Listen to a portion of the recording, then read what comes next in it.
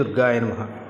खड्गं चक्रगदेषु चापपरिघान् शूलं भुशुण्डीं शिरः शङ्खं संदधतीं करस्त्रिणीनां सर्वाङ्गभूषावृतां नीलाश्मिद्युतिमाश्यपाददशकां सेवे महाकालिकां यामस्थौत्स्वपिते हरौ कमलजो हन्तुं मधुं कैटभम् अक्षस्रक्परशृङ्गदेषु कुलिशं पद्मं धनुष्कुण्डिकां दण्डं शक्तिमशिं च चर्मजलजं घण्टां सुराभाजनं शूलं पाशसुदर्शने च दधतीं हस्तैः प्रसन्नाननां सेवे शैरिभमर्दिनीमिह महालक्ष्मीं सरोजस्थितां घण्टाशूलहलानि शङ्खमुशले चक्रं धनुस्सायकं हस्ताब्जैर्दधतीं घनान्तविलसच्चितां सुतुल्यप्रभां गौरीदेहसमुद्भवां त्रिजगतामाधारभूतां महापूर्वामत्र सरस्वतीमनुभजे शुम्भादिदैत्यार्धिनीम्।